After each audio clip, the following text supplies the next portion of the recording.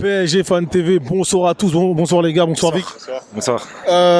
Beaucoup de bons ce soir, un peu de moins bons, mais bon, on va d'abord se concentrer sur cette, j'ai pas envie de dire manita, mais je l'ai dit trop tard. Qu'est-ce que vous avez pensé de ce match?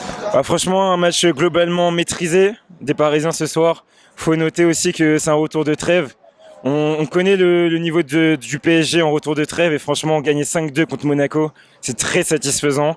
Maintenant, comme tu as dit, il y a des choses moins bonnes, notamment au milieu de terrain et du côté gauche où Mukiele n'est pas très à l'aise avec son pied gauche. Ça, c'est des petites choses à revoir pour Newcastle, mais avec son pied droit, pardon. Mais en tout cas, ce soir, c'est satisfaisant. Qu'as-tu pensé de Ruiz sur sur cette titularisation au milieu de terrain? Je l'ai trouvé très bon. Beaucoup de critiques sur lui, mais là, rien à dire. Franchement, il a été très bon avec. Et Ugarte aussi, franchement, j'ai bien aimé les deux. Ils ont fait un très très bon match. Par contre, Vitinha, bon, un peu moins bon, malgré son but qui est super beau. Il n'y a rien à dire, il met une frappe incroyable. Sur le reste du match, c'est assez difficile, je trouve. Il manque clairement de personnalité et quand on a l'absence de Warren, ça se ressent directement. Ouais, ça. Toi, tu penses que ça pourra faire l'affaire jusqu'à la fin de cette année? Honnêtement, moi déjà, je mets pas Vitinha. Contre Newcastle, je mettrai Kang-in Lee.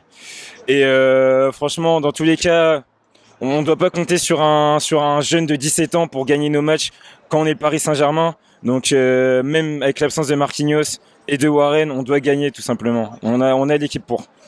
Qu'est-ce que tu as pensé de la performance de Donnarumma ce soir?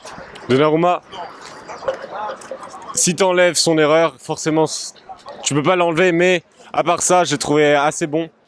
Et évidemment qu'au jeu au pied, c'est pas son point fort, mais je pense que aussi des fois ça le met dans des situations compliquées alors qu'on sait qu'il a un mauvais jeu au pied, du coup qu'on évite de trop risquer sur lui, quoi. Beaucoup d'ingratitude envers Donnarumma, honnêtement.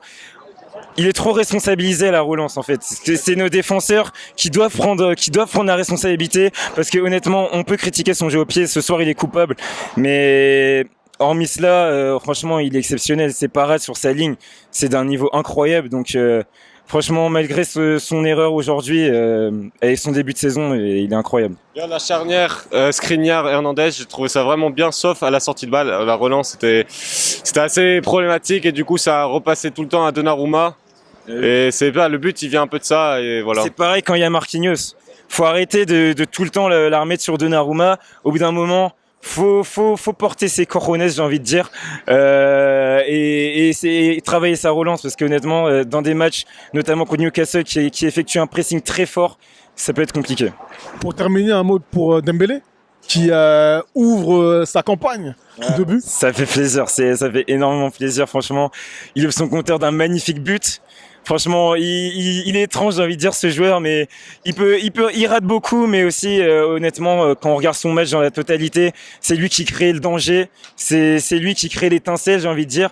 Et honnêtement, ce soir, ça fait longtemps, on l'attend, mais on est très content de ce but, de ce premier but, et on espère que ça va le lancer cette saison, car on a besoin de lui.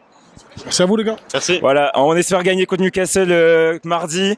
C'est important malgré les absents comme j'ai dit, mais on n'a pas le choix, j'ai envie de dire, on a notre destin entre nos mains. Faut gagner ces deux matchs pour se qualifier et finir à la première place. Allez Paris. Allez Paris.